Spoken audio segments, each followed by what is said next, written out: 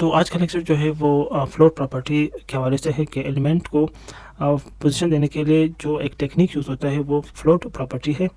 और जो है लेआउट क्रिएट करने के लिए भी आप जो है वो फ्लोट प्रॉपर्टी यूज़ कर सकते हैं। इस लेक्चर में जो है आप जब फ्लोट प्रॉपर्टी जब यूज़ करेंगे, आप किसी एलिमेंट पर अप्लाई करेंगे या लेआउट जब आप क्रिएट करते हो उसमें आप फ्लोट प्रॉपर्टी यूज़ करोगे तो उसमें एक मसला आ जाता है। और उस मसले को, उस प्रॉब्लम को सॉल्व करने के लिए 3 मेथड्स है जो आप बेस्ट मेथड कौन सा है, उन तीनों में से कौन सा आपको यूज़ करना है, तो ये आज के लेक्चर में हम लोग पढ़ेंगे।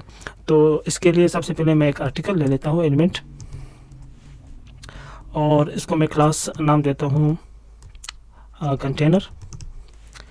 और इस आर्टिकल चूँकि एक ऐसा एलिमेंट है कि वो सेल्फ इंडिपेंडेंट कंटेंट रखने वाला एक एलिमेंट होता है, तो इसके लिए एक इमेज लेंगे। इमेज सिंपल बनाने के लिए मैं इमेज की जगह जो है एक बॉक्स लूँगा, तो उसके लिए मैं डिव एलिमेंट लेता हूँ और क्लास बॉक्स नाम दे देता हूँ, और साथ में मैं 2 पैराग्राफ ले लेता हूँ कुछ डमी टेक्स्ट के साथ। दूसरा पैराग्राफ ले लेता हूँ। तो ये हुआ हमारा मेन कंटेनर यानी आर्टिकल, और इसके अंदर इमेज की जगह हम लोगों ने एक डिव लिया है यानी बॉक्स क्रिएट करेंगे, और साथ में 2 पैराग्राफ है। तो कंट्रोल एस मारते हैं तो ये हमारा जो है यहाँ पर आ गया ब्राउज़र में। पहला पैराग्राफ है, दूसरा पैराग्राफ है। अब इसके लिए रूल अप्लाई करते हैं। तो मेन कंटेनर के लिए एक रूल बनाते हैं, CSS रूल अप्लाई करते हैं। तो स्टाइल शीट में जाते हैं और कंटेनर, इसको मैं बॉर्डर दे देता हूँ, सॉरी बॉर्डर 3 पिक्सल्स, सॉलिड और लाइट ग्रे कलर का, कंट्रोल एस।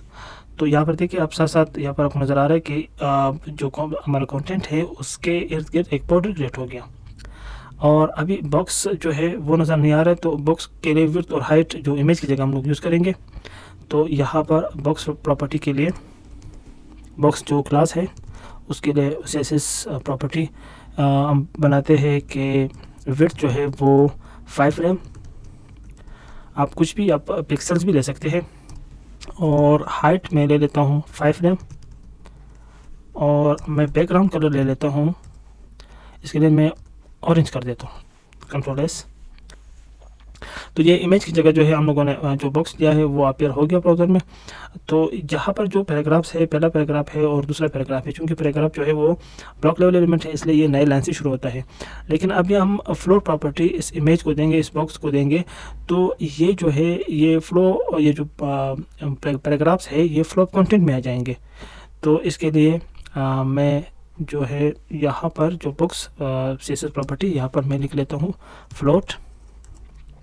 अभी मैंने अगर इमेज यानी यहाँ पर जो बॉक्स है उसको लेफ़्ट साइड पे फ्लोट में रखना हो तो मैं लिखूँगा लेफ़्ट, कंट्रोल एस। तो देखिए ये जो कंटेंट है इसके साथ आ गए, अब फ्लो में आ गए, फ्लो ऑफ कंटेंट में आ गए, ठीक है, जो पैराग्राफ्स थे।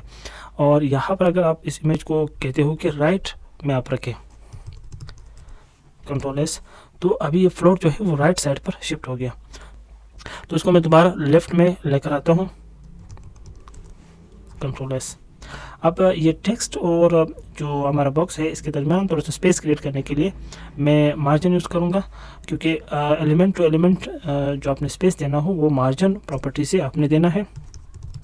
तो मार्जिन बल्कि मार्जिन में राइट कर देता हूँ, मार्जिन राइट, और यहाँ पर मैं दे देता हूँ 0.5 रैम, ठीक है, कंट्रोल एस।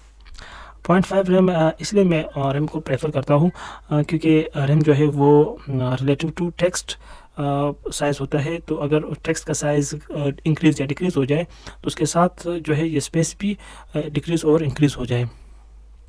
अच्छा, ये हो गया। अब मैं चाहता हूँ कि ये जो दूसरा पैराग्राफ है ये इंटर मार्कर बिल्कुल ये जो हमारा बॉक्स है इसके नीचे आ जाए, ये फ्लो कंटेंट में ना आए। तो इसके लिए क्या करना है कि एक क्लास क्रिएट करते हैं हम लोग, कोई भी नाम आप दे सकते हो, मैं यहाँ पर क्लियर नाम दे देता हूँ। और क्लियर प्रॉपर्टी इसके लिए यूज़ की जाती है। क्लियर अगर हमारा इमेज और बॉक्स जो है वो लेफ़्ट फ्लोट है तो आपने क्लियर लेफ़्ट करना है, ठीक है, अगर राइट है तो आपने राइट करना है, ठीक है। लेकिन बेहतर है कि आप बोथ लिख दें, ठीक है, क्लियर और वैल्यू बोथ दे दें। अगर लेफ़्ट हो तब भी क्लियर हो जाएगा, और अगर लेफ़्ट हो राइट हो तब भी क्लियर हो जाएगा, कंट्रोल एस। और अब इस क्लियर जो क्लास हम लोगों ने क्रिएट किया है इसको इस दूसरे पैराग्राफ पर इसके साथ अटैच करते हैं। तो ये क्लास दूसरे पैराग्राफ पर हम अप्लाई करते हैं। तो क्लास जो हम लोगों ने क्रिएट किया है क्लियर के नाम से, तो उसको असाइन करते हैं Ctrl+S। तो ये देखिए ये जो दूसरा पैराग्राफ था वो बिल्कुल नीचे आ गया, वो फ्लो ऑफ कंटेंट से बाहर निकल गया, ठीक है। लेकिन इसमें मसला एक ये है, अगर हम इस पैराग्राफ को डिलीट कर दें तो आपको नज़र आ जाएगा कि ये जो बॉक्स है इमेज की जगह हम लोगों ने लिया है, इस पर जो है हम लोगों ने फ्लोट जो प्रॉपर्टी यूज़ किया है CSS का। जब फ्लोट प्रॉपर्टी यूज़ होती है किसी इमेज पर, एलिमेंट पर, तो क्या होता है कि वो इनविजिबल रहता है मेन कंटेनर के लिए। तो मेन कंटेनर हमारे पास यहाँ पर जो है ये लाइट ग्रे बॉर्डर है। तो इसको मैं डिलीट करके आपको दिखा देता हूँ, Ctrl+S। तो यहाँ पर देखिए ये मेन कंटेनर से आउट हो गया। हालांकि कंटेनर को तो चाहिए वो इतना स्ट्रेच हो कि उसके एलिमेंट उसके अंदर आ जाए।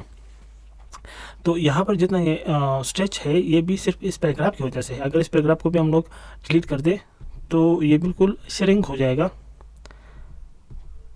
ये मैं डिलीट करके Ctrl+S, तो देखिए सिर्फ बॉर्डर साइज रह गया, ठीक है।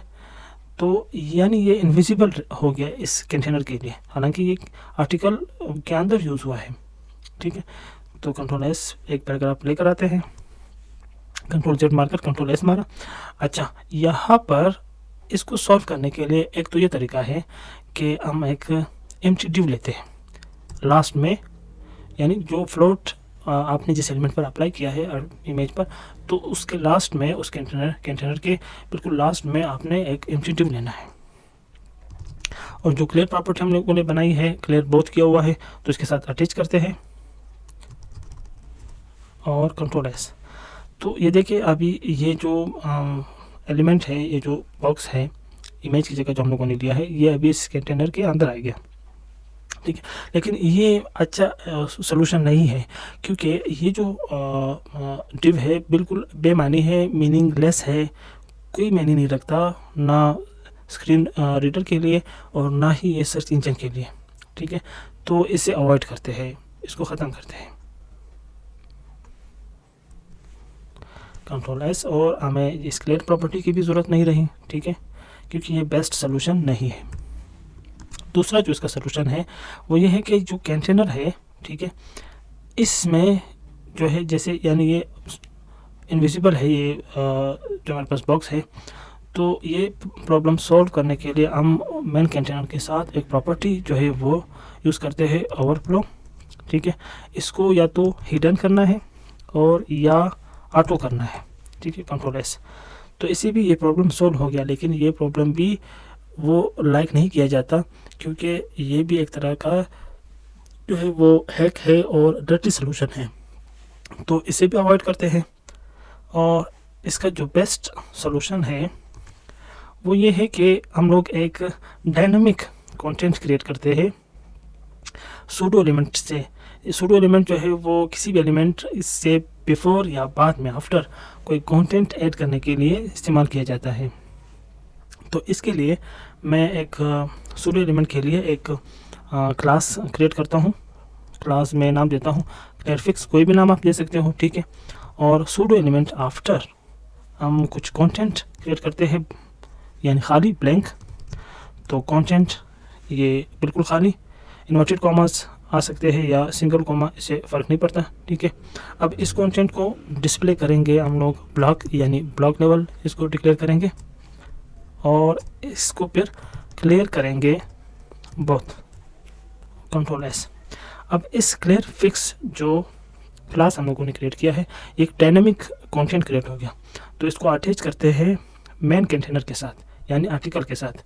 तो मल्टीपल क्लासेस ऐड करने के लिए हम स्पेस देकर और दूसरा जो क्लास का नाम है वो ऐड करेंगे, तो वो है हमारे पास क्लियर फिक्स, Ctrl+S।